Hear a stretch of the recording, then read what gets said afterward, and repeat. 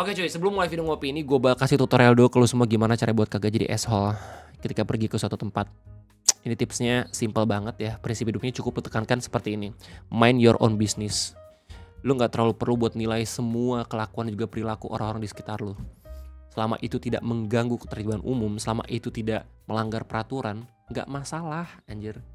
Bumi itu tidak berputar terhadap standar lu ya. Jadi cukup lu pikirin 2 kali apakah ini emang benar-benar mengganggu secara umum atau ini cuma sekedar opini pribadi lu aja gitu ya.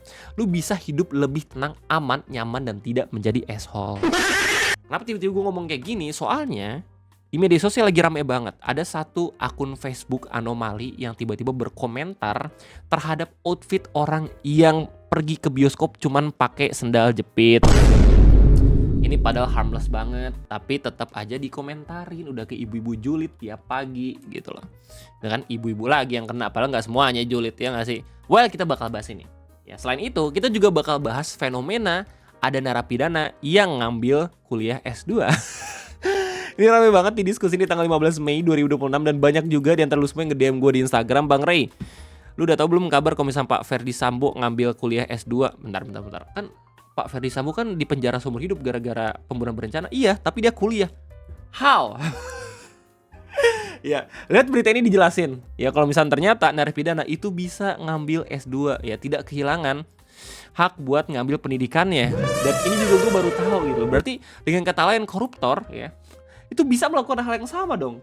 Kalau misalnya korupsi dengan uang yang sangat amat cukup terus habis itu bingung mau ngapain, bisa ngambil S2 juga gitu. Jadi kalau lu di penjara ya itu sama aja kayak lu work from home buat S2 dong. Berarti lu WFH buat kuliah di suatu tempat dong selama itu bisa. Damn, enak banget ternyata ya.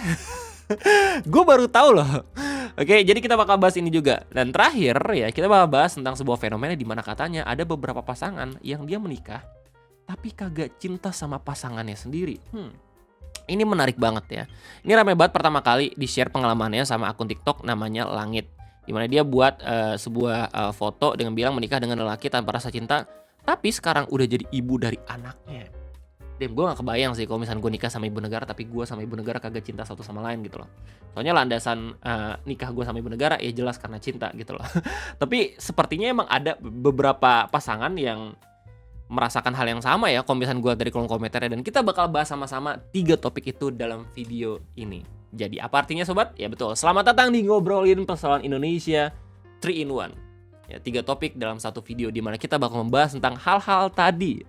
Udah lama banget gue kagak buat video ngopi ini. Soalnya kalau misalnya gue buat satu topik satu video ini bakal kelamaan nih. Ya udah terlalu banyak bahasan-bahasan di Indonesia gitu. Jadi gue bakal coba ringkasin gitu satu persatu. Dan kita awalnya bakal ngebahas tentang drama ini. Ada sebuah postingan yang dibuat sama Kin sedang depresi berat. Harusnya kita tahu ya kalau misalnya dia sedang depresi berat. Dari nama akunnya sendiri udah ngabarin ke kita semua. Dia tiba-tiba buat postingan dan juga beropini tentang sesuatu yang sepertinya nggak terlalu relevan buat banyak orang. Tapi entah kenapa dia berpikir kalau misalnya ini penting banget buat kasih tahu dan juga dikeluarkan pendapatnya gitu ya. Dia bilang habis nonton bioskop ketemu orang pakai sendal. Aneh banget jir. Ini bioskop buset dah, bukan pasar. Minimal pakai sepatu kek. Lu mau belanja ikan apa gimana? Please jangan normalisasikan pakai sendal ke bioskop. Lu diketawain sama Bob Sandino anjir. Salah satu orang terkaya di dunia gitu yang kemana-mana cuma pakai sendal jepit, cuma pakai celana pendek, kaos oblong gitu loh. Udah nggak peduli lagi sama penampilan. Nggak, gila ya. Prinsip gue sih ya. Ini kalau misalnya lu semua tanya ke gue, apakah gue beropini yang sama dengan Kin sedang depresi berat ini? Jelas gue berbeda. Kenapa begitu? Karena gue menerapkan prinsip stoik. Anjay. Gue menerapkan selama itu tidak mengganggu gue, selama itu nggak bisa gue atur, ngapain gue komentarin ya. Selama itu tidak mengganggu ketertiban umum, selama itu tidak melanggar peraturan, ya fine-fine aja gitu loh. Ngapain kita sibuk banget berkomentar tentang sesuatu yang bahkan nggak terlalu signifikan buat hidup kita. Anjay. Cuman pentingnya di sini. Kalau misalnya kita lihat POV dan juga sudut pandang dari Kin yang sedang depresi berat gitu ya, emang ada beberapa poin-poin penting yang perlu kita perhatiin, khususnya dari segi penampilan. Kenapa begitu? Karena emang kagak semua tempat itu bebas berpenampilan apapun. Mungkin dalam segi atau konteksnya bioskop gitu ya, emang ini problematik banget. Tapi emang ada beberapa tempat-tempat, khususnya di daerah Jakarta, yang sangat amat memperhatikan penampilan lu, khususnya penggunaan alas kaki. Mungkin buat lu semua yang pernah tinggal di daerah Jakarta atau sekarang lagi tinggal di Jakarta, tahulah tempatnya apa gitu loh. Jadi harap berhati-hati aja ya. Harap lu harus tahu beberapa tempat-tempat itu punya standar berpenampilan sendiri. Cuman yang dipermasalahin sama Kin ini agak sedikit anomali, soalnya dia ngomentarin sesuatu yang sedang ada di bioskop gitu loh. Ngapain gitu? Ini saking ramenya udah sampai di repost ulang sama keriting rambut akun Chen Blue. Udah sampai 2,7 juta tayangan ya. 26.000 orang likes ini. Gila, ini AdSense Elon Musk mantap banget gitu loh. Oke, jadi begitulah kira-kira permasalahan dari Kin sedang depresi berat yang tiba-tiba sibuk banget ngomentarin tentang penampilan orang yang masuk bioskop.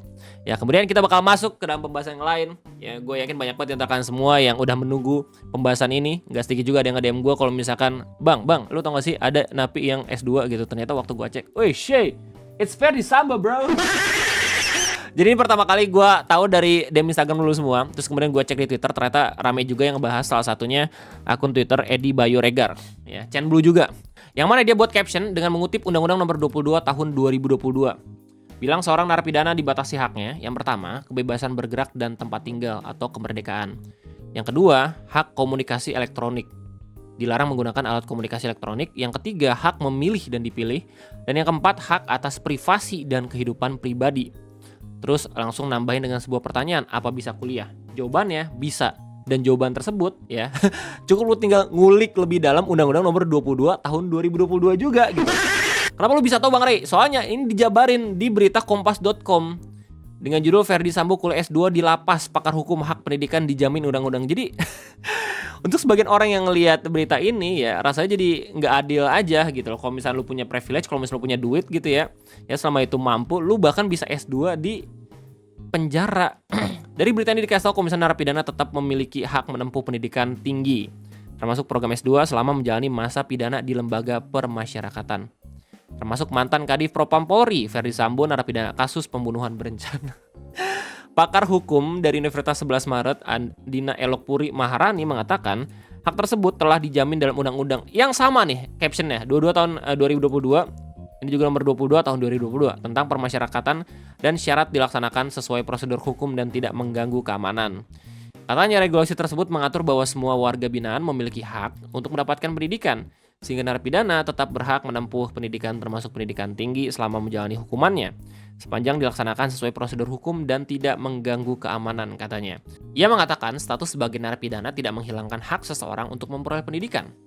Karena itu, setiap warga binaan, termasuk mantan Kadif Propam Polri Ferdy Sambo, tetap memiliki kesempatan mengakses pendidikan selama mengikuti aturan permasyarakatan, yang dimana ini bakal dilakukan dalam full daring atau WFH atau online gitu ya. Begitulah kira-kira guys, kabar terbaru Ferdy Sambo yang mendapatkan S2 dalam penjara. Ini penjaranya Cibinong deket rumah gua anjir. Gokil banget ya. Betul semua yang lupa apa yang terjadi sama Ferdy Sambo. Jadi basically dia melakukan pembunuhan berencana terhadap anggotanya sendiri yang sampai meninggal dunia gitu ya. Awalnya dikenakan hukuman mati, terus akhirnya diringankan menjadi penjara seumur hidup. Begitulah kira-kira. Orang-orang di Twitter itu khawatir kalau misalnya ini mungkin bakal menginspirasi banyak orang dan juga ya menurunkan tekanan ketika orang-orang kena hukuman gitu loh ya. Bukan yang kapok tapi justru malah gue bisa ngelakuin hal lain, jadi gue gak terlalu perlu khawatir gitu loh. Begitulah kira-kira keresahan yang terjadi di kolom komentar postingan-postingan yang ngebahas tentang Ferdy Sambo. Ya, kasus pembunuhan berencana plus penyalahgunaan jabatan tapi hukumannya lawak. Kalau nggak lucu bukan Konoha. Di Konoha apa sih yang kagak bisa, dan masih banyak lagi. Begitulah kira-kira. Orang-orang mungkin jadi pada nggak takut gara-gara ada hak kalau misalnya lu tetap bisa S2 apalagi online gitu ya ketika masuk penjara. Begitulah kira-kira. Oke, pembahasan terakhir kita bakal ngebahas tentang fenomena katanya ada beberapa pasangan yang nikah tapi tidak atas dasar cinta. Kalau misalnya dalam bahasa Arab ya berarti ini tidak atas dasar mawadah ya, sakinah, mawadah, warohmah. Kalau nggak salah tuh mawadah rasa cinta gitu. Silakan koreksi gue kalau misalnya gue salah. Pertama kali gue tahu ini di Twitter, tapi kalau misalnya gue cek dokumennya ternyata ini dari TikTok. Of course ini dari TikTok lagi.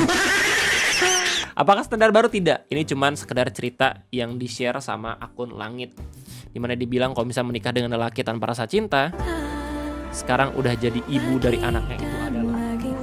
Yang bikin orang-orang kaget adalah udah punya anak, berarti nikah dan udah sempat berhubungan seksual gitu, dan bahkan udah punya anak, udah pernah mengandung, udah pernah mengalami proses-proses yang harusnya tuh didasari atas dasar cinta. Tapi beliau sendiri dalam TikToknya justru cerita kalau misalkan dia nikah tanpa dasar cinta.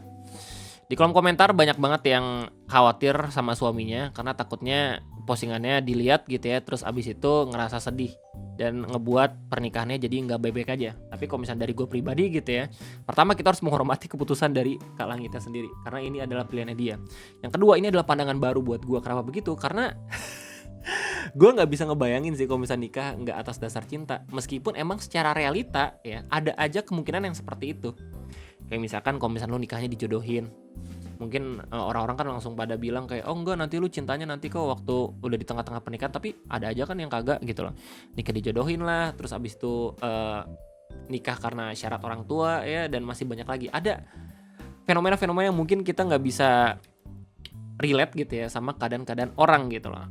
Dan kalau misalnya lu berpikir ada korelasinya antara hubungan seksual dan juga cinta, ya sebenarnya nggak melulu berkorelasi. Kenapa begitu? Karena ada fenomena wanita penghibur, ada fenomena LC ya, Jebs gitu, Lonti gitu, yang mana antar pasangan itu tuh waktu ngesek pasti nggak atas dasar cinta nggak sih, cuman atas dasar kebutuhan doang gitu loh. Dan mungkin ini juga terjadi sama mbaknya, I don't know. Ini menarik banget gitu loh. Ya kalau bisa sih, kalau misalnya dari gue ya, kalau misalnya lu punya pilihan untuk menikah dengan seseorang ya, dan ini adalah keputusan hidup semati lo, ini keputusan yang mungkin bakal lo harus terima di sepanjang hidup lo. Carilah pasangan yang emang bisa lo cintain ya, dan pasangan lo make sure juga cinta sama lo. Kecuali kalau misalnya pada akhirnya ya lo dijodohin gitu, sebisa mungkin carilah cinta antar pasangan lo sendiri. Soalnya nanti yang bakal sakit tuh ya lo sendiri gitu loh coy.